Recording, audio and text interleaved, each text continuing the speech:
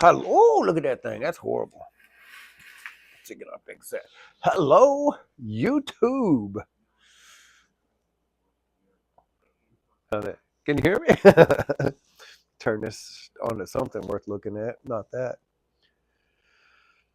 Oh, you know what I did? Bad gimmick, shopper, something. Bull. Tombstone. Here we go. Let's watch that. Here we go. We're watching stuff. Back on my old orange or root beer. That one ain't open yet. I think I'll stick to my orange. Hello, YouTube. I had a buddy of mine tell me I need to tell some stories about some stuff that me and him got into. I said, hell, I'll tell it.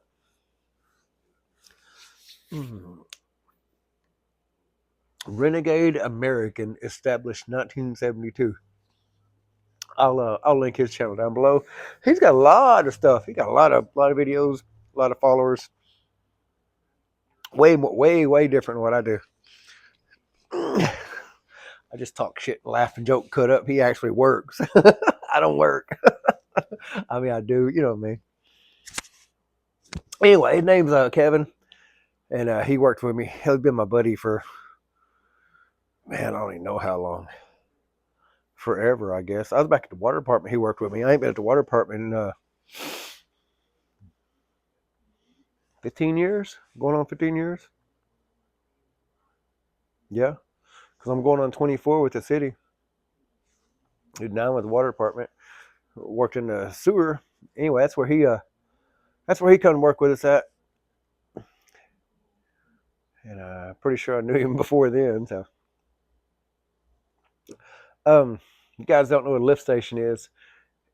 The name is kind of name's kind of misleading. A lift station is a set of pumps that is buried in the ground, for the most part, at the bottom of several different low spots or several different high spots. There's 18 or 19 lift stations throughout Idabel, and I can tell you where just about all of them's at. Yeah, there's a bunch of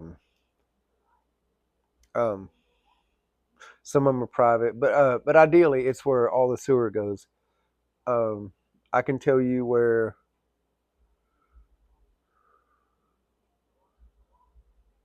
Man, all the sewer from Catfish King to Carter's. If you drew a line from Catfish King to Carter's, I could tell you where every neighborhood goes, where it collects, where it pumps to the next one, where it pumps over the hill. Yeah, tell you all that. So a lift station, I'm getting sidetracked. A lift station is basically what you would consider a huge sewer pit that gets a certain level and it pumps it out. So sometimes the pumps go out. Sometimes lightning will hit it and it'll burn up a motor or a pump. And we're talking big 20, 15, 25 horse, 600-800 pound motors, 480 volts, just a lot of technology, a lot of power, a lot of juice, a lot of boom bad stuff goes on. You talking about shit getting deep? Yeah, 15, 18 foot deep pits, and you got to go down in there and pump them out and just do all kinds of work. So this day, that's what was going on. My friend Kevin and I, we were, if you are on the South Bypass, this will give you an idea where it's at. Let's say you're leaving a Carter. If you guys are from here, you know where Carter's is at. If you're on the west side, if you're on the 70 bypass and 37, and you're going south on the bypass, and you go around the curve, and now you're headed east, right between where the curve straightens out going east and the body shop on Seminole, there's a on your left, I guess it'd be looking back north, there's a fenced in little tiny spot offside the road. That is a lift station. That's exactly what that is. And you see the control panel and everything that you don't see is buried. What we work on is typically buried. So for whatever reason, we had to go down there, pull a pump. Something had blown up. I don't remember what it was. And you can't just go pull it. I mean, sometimes you have to go down in there, just like stuff happens. The rails would break off, and you had to go down, and pump it all out. You may be knee deep sewer water you have to work in, and it's just how it is. There's nothing you can do. Well, I was the sewer supervisor at the time, and it didn't bother me.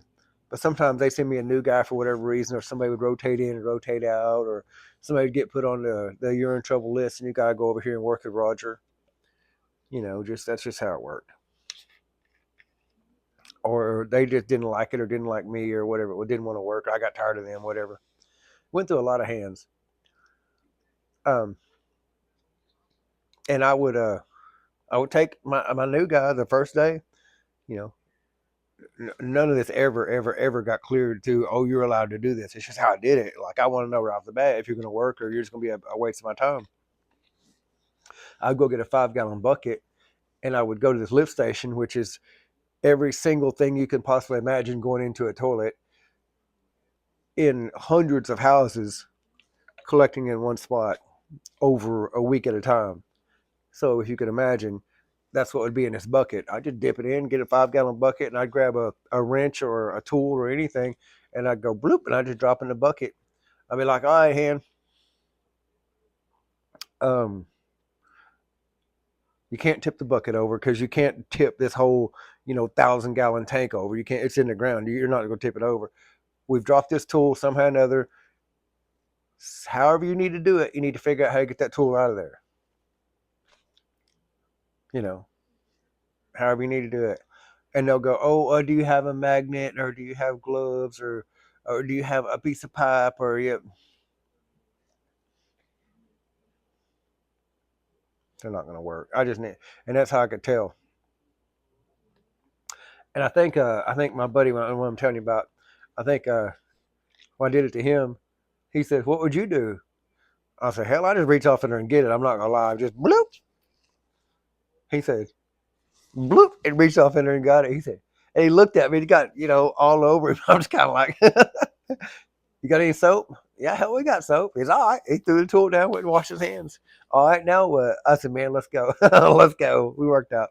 So we're down, and we ain't got no protective suit on, none of that stuff, nothing. It's just hell, it's just work. It'll wash off. And we had to go down in there for something. I needed him to hold something or back me up, whatever it was. Two of us had to be down there. And my God, we worked and nothing was going right. And it's slick and it's slimy and it's black, just black. When something rots over a little bit of time, it just turns like black. So we had literally shit all over us. Finally got it done, whatever it was. He's right there with me. And at some point, one of the pipes coming in, feeding it, it's just running water, and I needed something.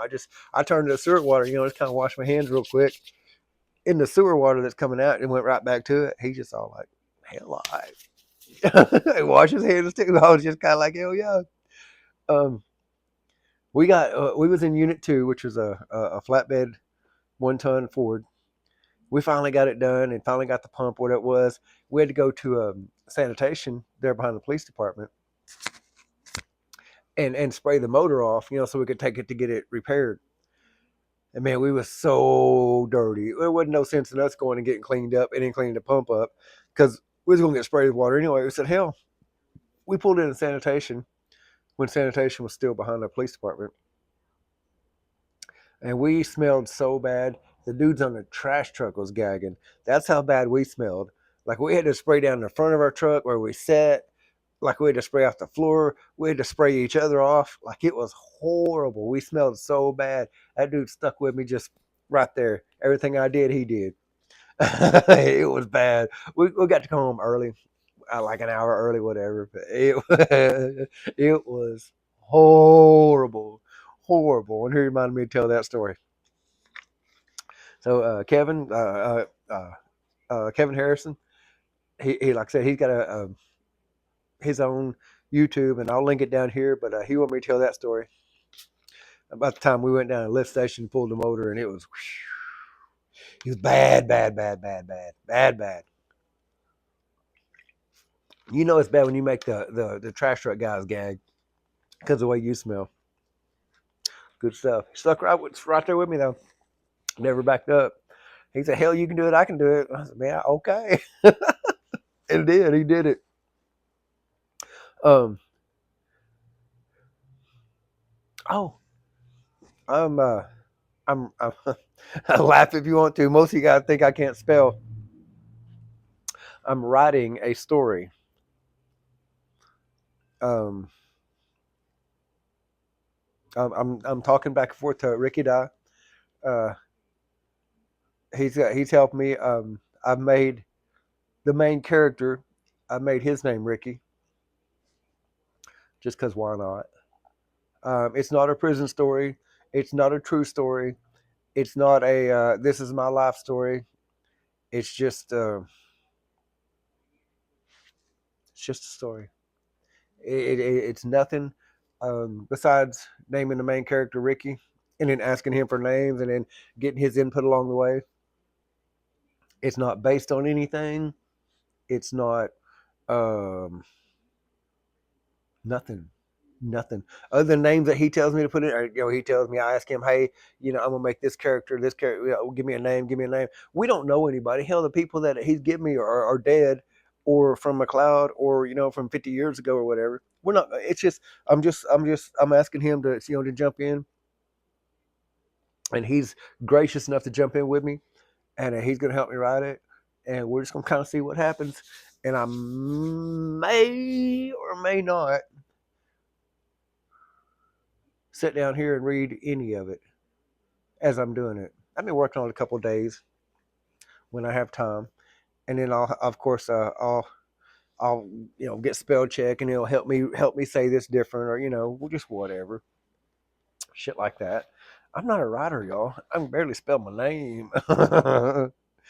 And I chicken scratch bad. But yeah, um, if you hear me after today talking about the story or a story or how it's going or not going, then you'll kind of understand what's going on as I'm trying to write a story.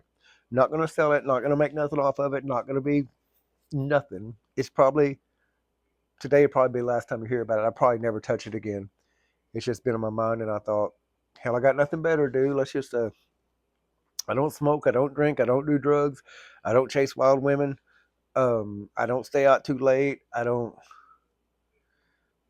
Uh I don't screw around with my old lady. I don't do anything. I sit here and I talk to you guys. Um, I told the guy the other day, I don't lie, I don't cheat, I don't lie, cheat, steal, fight, drink, do drugs, chase other women, or cheat on my old lady. The only bad habit I got is lying about what I don't do anymore. Truth is, this is all I do. I sit here and I talk to you guys. When I'm not talking to you guys, I guess I'm gonna write a story. But with that, this really did happen. Really, really, really, really did happen. This is the truth, and my wife can tell you about it. When my kids lived in Tulsa, we would up and down the turnpike, Henrietta and straight on through, and for whatever reason she wanted to go on, and she had um, two of her kids with her. I don't I don't know if we was going up just to see them, or they couldn't come down, or we was going up to watch a show. I don't know what it was. We was going up to see the kids. It was basically going to be a up and back, or maybe a overnight and back, or I don't even know what it was. So I'm in a work truck. May have been my white Chevy. I don't even know. And it had it all cleaned out, for the kids. Maybe they was coming down. I don't know. It's going to be a tight fit, but we're going to get them back down here. Is my point. But I didn't have all my tools with me at all. Uh, I had a jack, maybe if we had a flat, and a tire tool, and maybe a spare tire. Nothing else. That was it.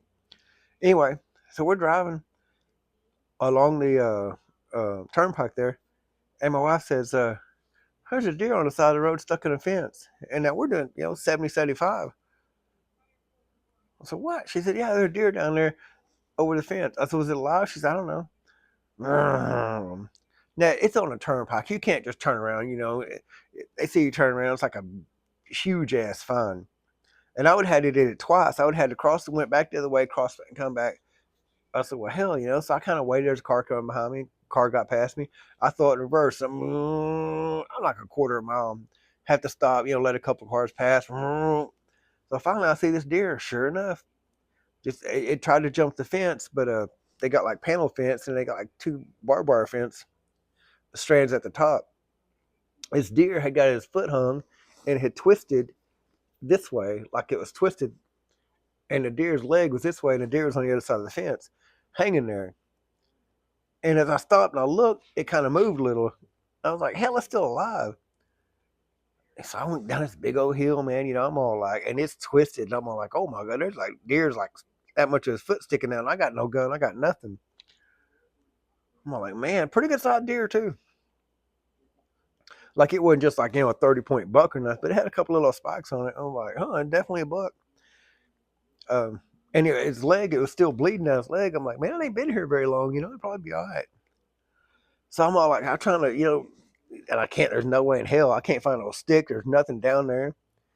I'm like, wow. And then if I do bend it back this way, I got to break the deer's leg. I'm like, shit. Man, so I go back up there. I've got nothing. I've got no pliers. I've got no saw. I've got nothing. The only stinking thing I have in my whole life is a tire tool.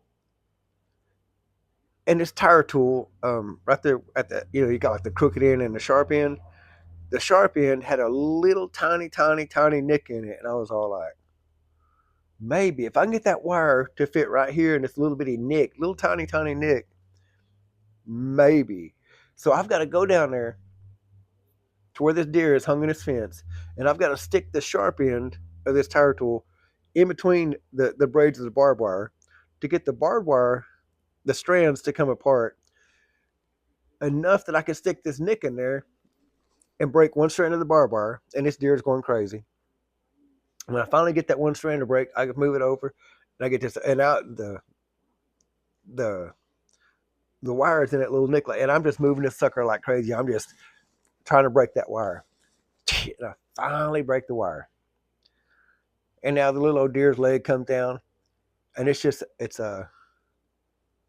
the fence runs this way, the deer was originally this way, and as it's trying to, it come back around like almost right against the fence, and I finally got it, boom, and the deer hits the ground, and it kind of moves around. It's kind of looking at me, and I'm all like, "Hey, after what we've been through, this deer, it's my buddy now." And like the fence down below, it's big square panel fence. It's not barbed wire. Probably I don't know, 3x3 squares. And the deer's kind of looking at me, kind of we had this moment. I'm like, bro, I just saved you, dude. Like, you just saved me, you know. So I reach my hand in there, I'm gonna pet it and scratch him on the head like I would a dog, like, hey, we're buddies now. But sure enough, I stick my hand through there, and this son bitch goes boom, boom, boom, boom, boom,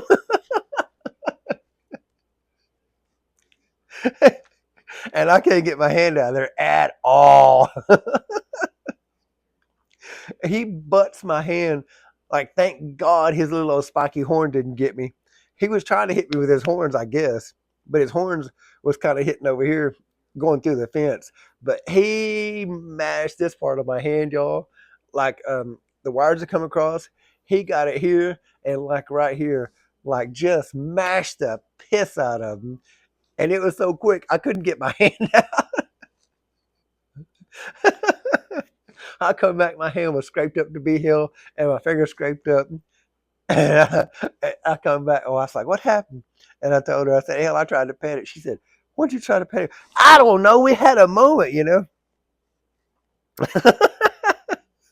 I thought I thought we was going to let him pet him, and be fine, whatever. No, he headbutted the out of my hand and then jumped up and just kind of throwing, throwing. But you could tell like he was dragging the leg a little bit. But I mean, it was just if it was his whole leg, it was probably this part was hurt. But he ain't gonna lose his foot. It ain't nothing like that. It pulled his skin a little bit. He was bleeding a little bit. But yeah, hell, he's probably fine. Probably been shot by now. That was,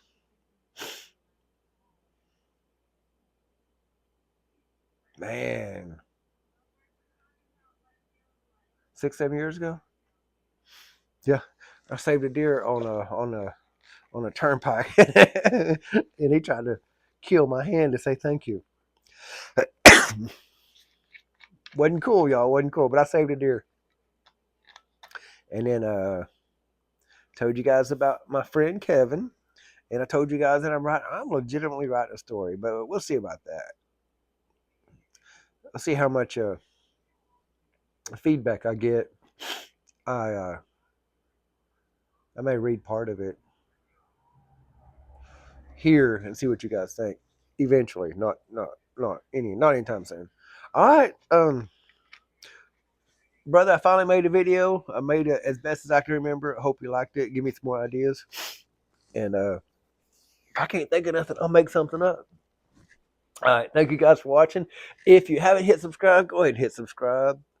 If you haven't told nobody about me, go ahead and tell somebody about me. If you don't like what I'm doing, go look at somebody else.